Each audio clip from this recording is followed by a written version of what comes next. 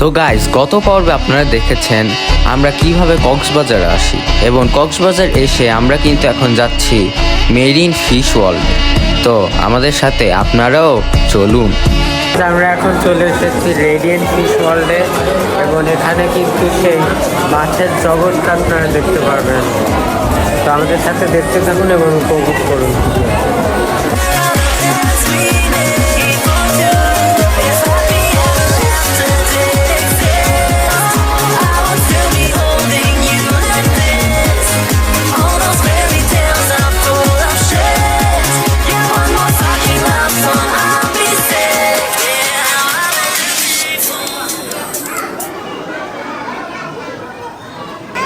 তো গাইস, ঢোকার কিছুক্ষণ পরে দেখা মিলল মেকং জায়ান্ট ক্যাটফিশের।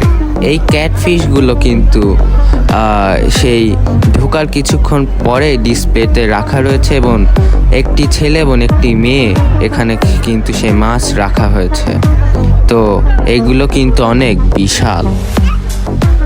তো গাইস, এর কিছুক্ষণ পরেই কিন্তু দেখা মিলবে সেই ফিশ ফিডিং কর্নারের। এখানে কিন্তু আপনারা চাইলে মাছেদের তাদের খাদ্য খাওয়াতে পারবেন এবং অনেকেই কিন্তু এই অনুভূতি নিতে এখানে এসেছে।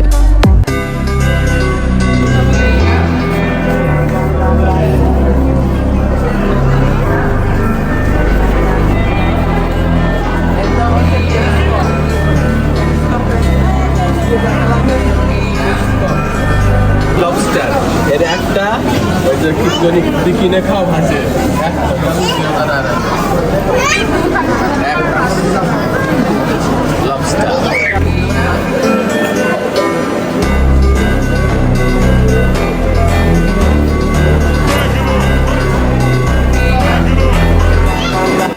এবং ইতিমধ্যে কিন্তু দেখা হয়ে গেল আমাদের সেই কাকড়া সাহেবের সাথে। তার সাথে দেখা করতে না করতে আমরা কিন্তু পেয়ে গেলাম স্টার ফিশ এবং তার ভিতরেই কিন্তু আমরা আবার চলে যাচ্ছি সেই ক্যাটফিশের সাথে দেখা করতে। এবং এটি হচ্ছে কালো ভূত মাছ বা ব্ল্যাক ঘোস্ট ফিশ।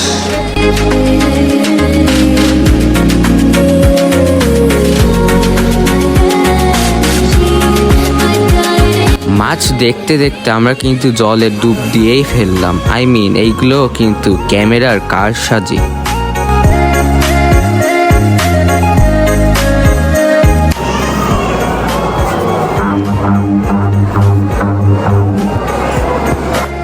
এখানে দুটি বড় বড় ঘোড়া কাঁকড়া রাখা আছে বা হর্সু ক্রাব এবং একটি ছোট হর্সু ক্রাবও কিন্তু এখানে আমরা দেখতে পাচ্ছি। হর্সু ক্রাব দেখতে দেখতে কিন্তু আমরা দেখা পেয়ে গেলাম সেন্ট মার্টিনের বহু কাঙ্ক্ষিত লাল কাঁকড়ার। আমরা কিন্তু এখন প্রবেশ করতে চলেছি রেডিয়েন্ট ফিশ ওয়ার্ল্ডের বহু কাঙ্ক্ষিত সেই মাছের টানেলে, যেখানে উপর দিয়ে যাবে আমাদের মাছ, নিচ দিয়ে যাব আমরা, পাশ দিয়ে যাবে মাছ, আমরা যাব মাছের পাশ দিয়ে। শার্ক কিন্তু আমাদের প্রায় খেয়েই ফেলছিল।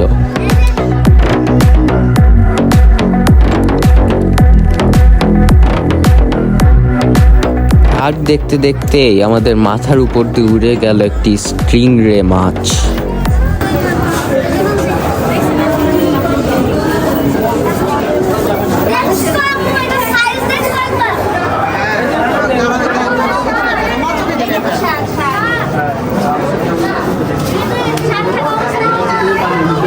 আমরা কিন্তু দেখা পেয়ে গেলাম একটি জায়ান্ট কচ্ছপের।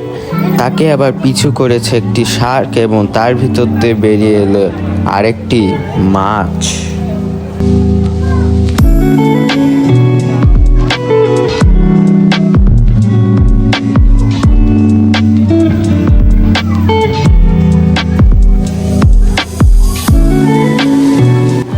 আমরা চেষ্টা করি শার্ককে ফলো করতে এবং শার্ককে ফলো করতে করতে কিন্তু আমরা আবারও পেয়ে যাই সেই বড় কচ্ছপটাকে। দেখুন তার বিশালতা। আবারও কিন্তু তাকে পিছু নিয়েছিল সেই শার্ক, কিন্তু কিছু বলেনি যদিও।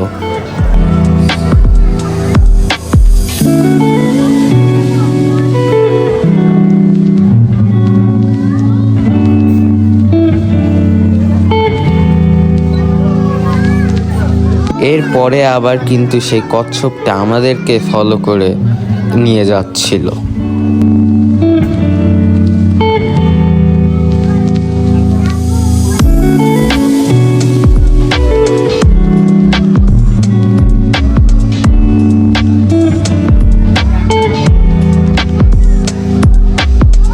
এখানে কিন্তু কয়েকটি স্টিংরে মাছেরা গল্পে মেতেছে।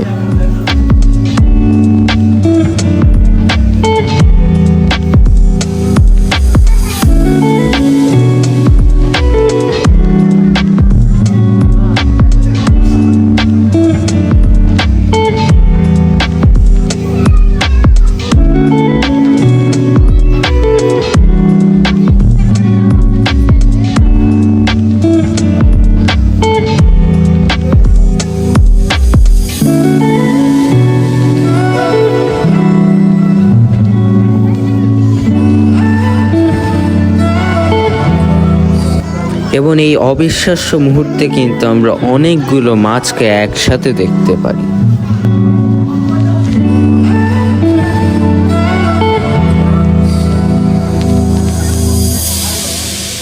এই মাছেদের অপরূপ সৌন্দর্য দেখতে দেখতেই কিন্তু আমরা বেরিয়ে পড়ি এবং বেরোতে এখানে একটি মার্কেট রয়েছে।